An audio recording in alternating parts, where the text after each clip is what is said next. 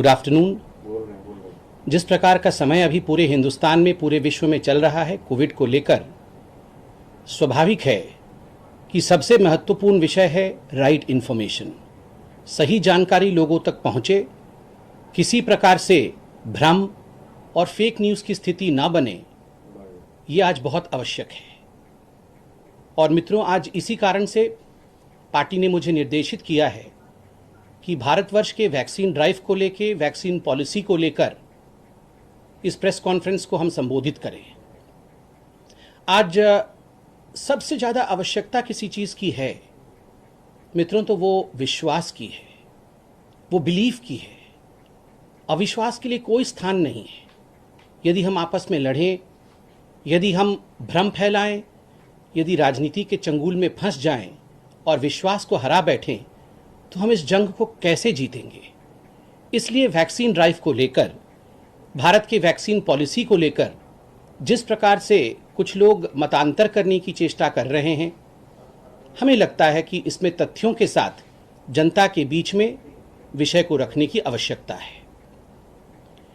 भारत आज जो vaccination drive कर रहा है वो विश्व का एक बहुत बड़ा और सबसे तेजी से चलने वाला, one of the biggest and one of the fastest vaccination drive है। आज तक लगभग 15 करोड़ लोगों को भारत ने वैक्सीनेट किया है। यह अपने आप में एक बहुत बड़ी छलांग है। यह अपने आप में एक बहुत बड़ा टास्क है, जिसको भारत और भारत की सरकार ने, भारत की जनता ने, राज्य सरकार, केंद्र सरकार, सभी ने मिलकर, मीडिया का भी इसमें बहुत बड़ा हाथ है, सभी ने मिलकर इसको सुचारू रूप से चलाया है। बंधुगण, मैं एक बात कहना चाहता हूं कि इसका दारोमदार आप सभी नागरिकों पर है कि किस प्रकार से इसमें, इस भ्रमजाल में नहीं फंसना है। आज हम तथ्यों को समझेंगे कि जो भ्रम फैलाने की कोशिश हो रही है, आखिर वो भ्रम क्या है और सत्य क्या है। ये जो वैक्सीनेशन ड्राइव शुरू किया गया है भारत में, केंद्र सरकार ने जो वैक्सीनेशन पॉलिसी अपनाया है, यह एक्सपर्ट्स ने अपनाया है, यह एक्सपर्ट्स ने बनाया है। और किस आधार पर बनाया है? It's a well defined vaccination policy, एक अच्छे तरह से परिभाषित पॉलिसी है। दूसरा, यह एक साइंटिफिक पॉलिसी है, अर्थात एक वैज्ञानिक दृष्टिकोण के साथ बनाया हुआ पॉलिसी है। और तीसरा और बहुत महत्वपूर्ण है, ये WHO द्वारा जो निर्धारित गाइडलाइंस है, उन गाइडलाइंस के माध्यम और उन गाइडलाइन को मद्देनजर रखते हुए बनाया हुआ वैक्सीनेशन पॉलिसी है। तो किसी ने आर्बिटरीली, किसी ने अपने मन मुताबिक, अपने मन के हिसाब से ये वैक्सीनेशन पॉलिसी या वैक्सीनेशन ड्राइव नहीं बनाया है। एक साइंटिफिक बेसिस है इसके पीछे। और जो मेडिकल और एपिडेमियोलॉजिकल ग्लोबल प्रोटोकॉल है, पूरे विश्व का कोविड को लेकर जो प्रोटोकॉल है, उसमें भारत की सरकार ने उसको मानते हुए जो प्रथम फेज वैक्सीनेशन ड्राइव का खोला था, उसमें फ्रंटलाइन वर्कर्स, जो बुजुर्ग हैं, जो एल्डरली है, 60 साल के ऊपर के हैं, और खास करके जो 45 साल के ऊपर और जो कोमॉर्बिडिटी के साथ हैं, क्योंकि 90% जो मोर्टेलिटी देखी गई थी वो इसी ग्रुप में देखा गया था। फ्रंटलाइन वर्कर्स में, डॉक्टर्स में, नर्सेज में, जो लोग सेवा कर रहे हैं कोविड मरीजों की, वो फ्रंटलाइन वर्कर्स में जो बुजुर्ग हैं, जो 60 साल के ऊपर हैं, जो लोग 45 के ऊपर हैं और जो कोमॉर्बिड हैं, इन लोगों में 90% मोर्टेलिटी देखी गई थी। इस कारण से जो वैक्सीनेशन पॉलिसी थी, उसका मुख्य लक्ष्य प्रथमतः यह था कि किस प्रकार से इन लोगों को हम, जो सबसे ज़्यादा वनरेबल है, जो सबसे ज़्यादा एक्सपोज्ड हैं, उनको भारत सरकार, उनको हम कैसे बचा सके। इसलिए सबसे पहले सर्वप्रथम इनको वैक्सीनेट करना है। ये प्रोसेस सही चल रहा था। This whole process was gradually progressing and evolving as well. बंधुगण, उसी बीच कहीं ना कहीं मुझे दुख के साथ कहना पड़ रहा है कि राजनीति का भी प्रवेश हुआ। ठीक है, कंस्ट्रक्टिव क्रिटिसिज्म बिल्कुल होना चाहिए, मगर राजनीति के अंतर्गत कुछ 3-4 मांगे रखी गई। एक मांग था कि the central government should be opening up the vaccination policy. ये जो वैक्सीन पॉलिसी चल रहा है, कहीं ना कहीं ये सेंट्रलाइज्ड हुआ रखा है, सेंट्रल गवर्नमेंट के हाथ में है, और इसको ओपन अप करने की आवश्यकता है, इसे खोल देने की आवश्यकता है। अंग्रेजी में कहें तो इसे लिबरलाइज करने की आवश्यकता है, ऐसा एक मांग आया। आदरणीय राहुल गांधी जी ने भी इस विषय को रखा था कि इसे लिबरलाइज करने की और ओपन अप करने की आवश्यकता है। जो दूसरी बात कही गई, वो बात कही गई कि why don't we draw in the private players. हम जो प्राइवेट प्लेयर्स हैं मार्केट में, हम उनको क्यों नहीं लाते हैं, उनको क्यों नहीं इसमें सम्मिलित करते हैं, कॉरपोरेट्स को क्यों नहीं सम्मिलित करते हैं, बाकी जो प्राइवेट प्लेयर्स हैं उनको क्यों नहीं सम्मिलित करते हैं, वो भी स्टेक होल्डर बने और वो भी इस पूरे प्रोसेस में मददगार साबित हो, यह भी कहा गया। तीसरा विषय जो कहा गया, मुझे याद है प्राइवेट प्लेयर वाला विषय मैंने अभिषेक मनु सिंघवी जी ने भी कहा था, ट्वीट भी किया था, वो मैंने देखा था। तीसरा विषय जो कहा गया वो कहा गया कि give more space and levy and leeway to the states. जो राज्य हैं, जो राज्य की सरकारें हैं, उनको ज्यादा स्पेस दीजिए, राज्य सरकारों को ज्यादा स्थान दीजिए, ज्यादा महत्व दीजिए। Let them also have a say and let them also decide. राज्य की सरकार भी निर्णय ले, यह राज्य के सरकार के ऊपर छोड़ना चाहिए। यह भी मुझे याद है राहुल गांधी जी ने कहा था। और जो चौथी डिमांड रही थी, कई ऑपेड्स भी आए थे, कई अखबारों में भी छपा था, वो था ओपन मार्केट पॉलिसी, कि let the markets be open to the vaccine. आप वैक्सीन को मार्केट फ्लेक्सिबिलिटी पे छोड़िए। जब एक प्रतिस्पर्धा होगी मार्केट में और ओपन मार्केट होगा तो ये हर किसी तक पहुंच पाएगा और भारत अपने नागरिकों को यथाशीघ्र वैक्सीनेट कर पाएगा। बंधुगण, मुख्यतः ये 4 विषय रखा गया था डिमांड के रूप में। कहीं कोई एनजीओ डिमांड कर रहा था, कई राजनेता डिमांड कर रहे थे। इन सभी विषयों को ध्यान में रखते हुए आपने पिछली बार देखा कि केंद्र सरकार ने वैक्सीनेशन पॉलिसी को लिबरलाइज किया। The central government opened up the vaccination policy. केंद्र सरकार ने इस वैक्सीनेशन पॉलिसी को तुरंत खोल दिया, उसे लिबरलाइज कर दिया। जब ये इसे लिबरलाइज कर दिया गया, स्टेट्स की भी इन्वॉल्वमेंट हो गई, ओपन मार्केट की बात भी हो रही थी, प्राइवेट प्लेयर्स भी इसमें आ गए। ये सब कुछ होने के बाद कुछ भ्रम फैलाने की कोशिश की गई है। बहुत दुख के साथ मैं कहूंगा और उन भ्रमों को भी आपके सामने रखता हूं। क्या मुख्यतः कौन से भ्रम फैलाए गए? मुख्यतः 3 विषयों पे यहां भ्रम फैलाया गया। Number 1, differential pricing.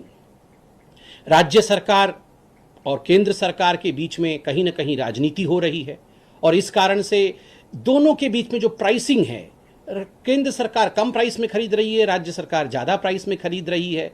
कहीं ना कहीं ये नहीं होना चाहिए, डिफरेंशियल प्राइसिंग हो रहा है। एक ये विषय कहा गया। दूसरा विषय कहा गया कि गरीबों का क्या होगा? Will the poor be given vaccination free of cost? क्या जो गरीब लोग हैं उनको वैक्सीनेट नहीं करेगी सरकार फ्री ऑफ कॉस्ट में? और तीसरा विषय जो कहा गया वो बिल्कुल उलट था। जो पहले ओपन मार्केट डिमांड कर रहे थे वो आज कह रहे हैं कि ओपन मार्केट क्यों हुआ, प्राइवेट प्लेयर्स इसमें क्यों आ गए। मैं इसे एक एक करके समझाता हूं ताकि जो जनता जनार्दन है, जो आप नागरिक हैं, आप भ्रम में ना रहें, आप समझ सकें। पहला, डिफरेंशियल प्राइसिंग। क्या केंद्र राज्यों के साथ कोई सौतेला व्यवहार कर रहा है? क्या दोनों के बीच में वैक्सीनेशन को लेकर किसी प्रकार का अनबन है? प्राइसिंग में डिफरेंसेस है? बिल्कुल नहीं। एक बात याद रखिए, 50% कोटा जो राज्य सरकार का है और 50% कोटा जो केंद्र सरकार का है। ये जो 50% केंद्र सरकार के पास है, the 50% that the central government has, ये जाता किसके पास है? ये राज्य सरकार के पास ही जाता है। केंद्र सरकार अपने पास कुछ नहीं रखता। जो मेरा है वो तेरा है। अर्थात 50% जो केंद्र का है, केंद्र के कोटे से जो वैक्सीनेशन आता है, जो वायल्स आते हैं, वो किसके पास जाता है? वो राज्यों के पास ही जाता है। राज्यों को मुफ्त दिया जाता है। 45 साल के ऊपर, 60 साल के ऊपर जो डॉक्टर्स हैं, जो फ्रंटलाइन वर्कर्स हैं, जो प्रायोरिटी लिस्ट मैंने आपको बताया, जो गरीब हैं, इनको मुफ्त लगता है। जो वनरेबल हैं, इनको मुफ्त लगता है। तो राज्यों को वंचित नहीं रखा गया। ये जो प्रोजेक्ट किया गया कि केंद्र अलग है और राज्य अलग है, ऐसी बिल्कुल कोई बात नहीं है। राज्यों को केंद्र ही देती है ये कोटा और जो कुछ भी केंद्र के पास है वो राज्य का ही है। जैसे कि मैं दिल्ली में वैक्सीनेट हुआ, मैंने अपने दोनों डोजेस दिल्ली में लिया। केंद्र के कोटा से आया होगा, किसके कोटा से आया होगा, मगर दिल्ली में लिया ना। तो ये जो केंद्र ने भेजा था जो कोटा, क्योंकि उस समय ओपन अभी भी नहीं हुआ है, 1 तारीख से होगा, तो ये तो केंद्र का ही कोटा था जो दिल्ली के किसी अस्पताल में हमें वैक्सीन के रूप में लगा। ठीक उसी प्रकार झारखंड में हो, छत्तीसगढ़ में हो, महाराष्ट्र में हो, उड़ीसा में हो, अगर वैक्सीन वहां लग रहे हैं आज, तो केंद्र ने कोई अपना कोटा हाथ में पकड़ के नहीं रखा हुआ है, राज्यों को दिया हुआ है और राज्य वनरेबल को, जो गरीब है, उनको लग रही है, केंद्र की तरफ से ही लग रहा है। इसलिए केंद्र और राज्यों को अलग अलग करके देखने की ये जो बात हम कर रहे हैं, एक कहीं ना कहीं राजनीति के अंतर्गत ये जो हम भिड़ंत करवाने की कोशिश कर रहे हैं, हाथ जोड़ के निवेदन है पार्टी की ओर से भी, और सबसे बड़ी बात है मनुष्यत्व की ओर से, ये भिड़ंत कभी नहीं करवाइए। सभी पॉलिटिकल पार्टी से ये निवेदन है, ये भिड़ंत कभी मत करवाइए। कभी भी राज्य सरकार, केंद्र सरकार ये अगर आपस में लड़ेंगे तो जनता जनार्दन का भला नहीं हो सकता है। छोटी छोटी राजनीति के लिए हम ये भिड़ंत ना करवाएं। जो भी केंद्र सरकार का है वो आप ही का तो है, वो राज्य सरकार का ही तो है। इसलिए डिफरेंशियल प्राइसिंग पे लेके जो राजनीति करने की कोशिश हो रही है कि राज्यों को वंचित किया जा रहा है, ये गलत है। और हाथ जोड़ के हम निवेदन करते हैं, इस प्रकार की राजनीति से हमें कोसों दूर रहना है। केवल और केवल जनता जनार्दन कैसे वैक्सीनेट हो सके उसी की चिंता करनी है। दूसरा विषय यहां पर उठा, बंधुगण, इसमें मैं ऐड कर दूं एक शब्द भी। केंद्र का जो रोल है वो केवल और केवल फैसिलिटेटर का है। वो एक चैनल है, वो फैसिलिटेटर है, वो अपने आप में कोई अलग बॉडी नहीं है, वो फैसिलिटेटर है, वो फैसिलिटेट करता है। जो दूसरा विषय उठा कि क्या राज्यों का इसमें जो लिबरलाइजेशन होने के बाद राज्य के पास अगर पैसा नहीं, राज्य कैसा पैसा खर्च करेगी। देखिए, इसमें बहुत सारे राज्य ऐसे हैं, उनका धन्यवाद हम भी करना चाहेंगे। कल आदरणीय हर्षवर्धन जी ने भी जो चिट्ठी लिखा था, उस चिट्ठी में भी डॉक्टर हर्षवर्धन जी ने उन तमाम राज्यों की लिस्ट दी है। जैसे आसाम हो गया, जैसे उत्तर प्रदेश हो गया, जैसे मध्य प्रदेश हो गया। कई राज्य ऐसे हैं जिन्होंने मुफ्त वैक्सीनेशन देने की बात, कर्नाटक हो गई, उन्होंने मुफ्त वैक्सीनेशन देने की बात की है। तो राज्य मुफ्त वैक्सीनेशन भी देने की बात कर रहे हैं, वो मुफ्त भी दे रहे हैं, अपनी तरफ से दे रहे हैं। तो ये स्वागत योग्य कदम है और हर राज्य अपने इस कदम के लिए बिल्कुल स्वतंत्र है, वो मुफ्त दे सकता है। राज्यों के पास ये जो लिबरलाइज हुआ उससे क्या लाभ हुआ? देखिए, पहले जो प्रायोरिटी लिस्ट थी, जो वनरेबिलिटी की प्रायोरिटी लिस्ट थी, वो केंद्र सरकार ने निर्धारित किया था कि 60 साल के ऊपर, 45 साल के ऊपर डॉक्टर, नर्सेज, फ्रंटलाइन वर्कर्स, इनको प्रायोरिटी बेसिस पे, क्योंकि ये वनरेबल है, हम इनको पहले वैक्सीनेट करेंगे। अब लिबरलाइज होने के बाद, ओपन पॉलिसी होने के बाद, इसको कस्टमाइज करने की स्वतंत्रता कि हम भी अपने वनरेबल ग्रुप को चूज कर सकते हैं। हम इस एज ग्रुप को भी वैक्सीनेट कर सकते हैं, इन लोगों को वैक्सीनेट कर सकते हैं, ये सब ग्रुप्स बना करके हम चूज कर सकते हैं, हम कस्टमाइज कर सकते हैं बियॉन्ड द नेशनल पॉलिसी। ये स्वतंत्रता राज्य को दे दिया गया है कि नेशनल पॉलिसी जो था उसके बाहर और उसके इतर जाकर, उसके बियॉन्ड जाकर, अगर आपको लगता है कि आपके राज्य में इस प्रकार की नीति अपनाने से और ज्यादा फायदा होगा तो वह भी आप कर सकते हैं। इसकी स्वतंत्रता, इसकी छूट आपको है। इस कारण से एक ऑप्शन यह है कि आप कस्टमाइज करिए। दूसरा है, देखिए, राज्य के पास आप कोई भी चैनल अपना खोल सकते हैं, प्राइवेट चैनल भी खोल सकते हैं। आप अपना कोई भी चैनल खोल करके अपने इस वैक्सीनेशन प्रोसेस को सुचारू रूप से चला सकते हैं। ये आप संपूर्ण रूप से स्वतंत्र है, इसमें किसी प्रकार का अंकुश आपके ऊपर नहीं। आपको लगता है बहुत कठिनाई है, तो आप जो केंद्र सरकार फ्री वैक्सीनेशन ड्राइव चला रही है, केवल उसी को स्टिक कर सकते हैं कि हम और कुछ नहीं करेंगे। जो केंद्र सरकार गरीबों के लिए, वनरेबल्स के लिए फ्री वैक्सीनेशन ड्राइव चला रही है, हम केवल उतना ही चलाएंगे। आप वो भी कर सकते हैं। ये सारा स्वतंत्रता, ये सारी छूट केंद्र सरकार ने लिबरलाइजेशन करके 1 तारीख से राज्य सरकार को दे दिया है। इसलिए आप अपने एक्सपर्ट ग्रुप के साथ चिंता करके अपने राज्य में क्या करना है, इसके मालिक आप हैं। और मुझे लगता है ये एक फेडरल स्ट्रक्चर में स्वागत योग्य कदम है। चाहे राज्य लिबरलाइजेशन के बाद ओपन मार्केट में जाएं, चाहे वो ना जाएं, चाहे वो अपने एक कस्टमाइज ग्रुप को वैक्सीनेट करें या ना करें, मगर एक बात मैं स्पष्टतः कहना चाहूंगा कि जो सेंट्रल पॉलिसी मुफ्त वैक्सीनेशन की है और वनरेबल ग्रुप्स की है, वो कंटिन्यू करते रहेगी, हर राज्य में कंटिन्यू करते रहेगी जिस प्रकार से वो चल रही है। और वो प्रोग्रेसिव है and it will be evolving also. Progressive मतलब निरंतर चलेगी, इवॉल्विंग मतलब उसमें समय समय पे ग्रुप्स ऐड होते रहेंगे, जैसे पहले 60 साल था, फिर 45 विद कोमॉर्बिडिटी आया, फिर 45 आया। ठीक उसी प्रकार से ये इवॉल्विंग प्रोसेस है, ये चक्र आगे चलता रहेगा और ये निरंतर चलता रहेगा। इसलिए वो जो गरीबों के लिए और वनरेबल ग्रुप के लिए मुफ्त आयोजन केंद्र चला रही है, उसमें किसी प्रकार की बाधा या रोक नहीं आएगी, वो चलता रहेगा। देखिए, इसमें एक बहुत बड़ा विषय आया कि सीरम इंस्टीट्यूट ऑफ इंडिया ने और जो ये वैक्सीन बनाने वाले ग्रुप्स हैं, उन्होंने अलग अलग प्राइसेस रखे हैं।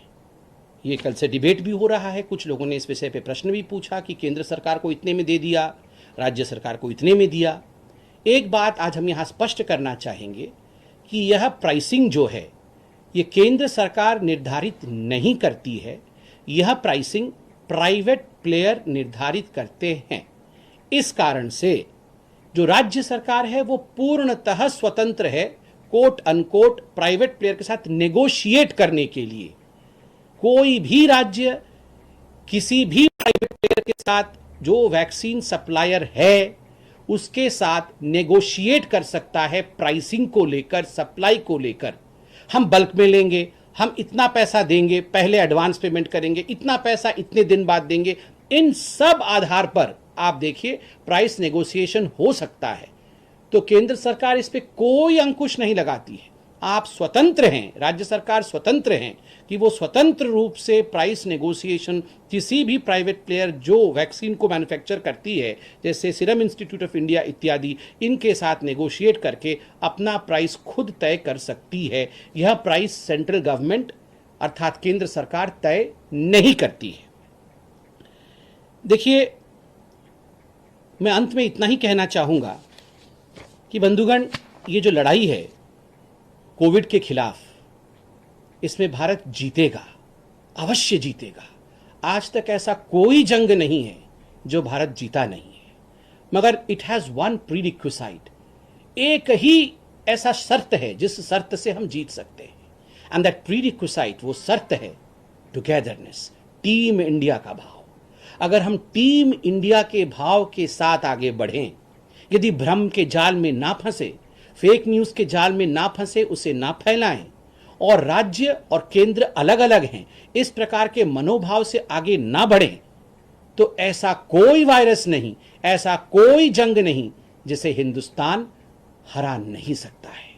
जीतेगा हिंदुस्तान, जीतेगी टीम इंडिया। और आप विश्वास रखिए, 24 घंटे आपके प्रधानमंत्री नरेंद्र मोदी जी, आपकी केंद्र सरकार और आपके सरकारें भी सब काम कर रही हैं, सब आपके भले के लिए काम कर रही है। विश्वास कभी नहीं खोना है, विश्वास नहीं डगमगाना है। वैक्सीनेशन ड्राइव बहुत बड़ा ड्राइव है, हम सबको इस वैक्सीनेशन ड्राइव में बिना किसी राजनीति के, बिना किसी स्वार्थ के जुट जाना है।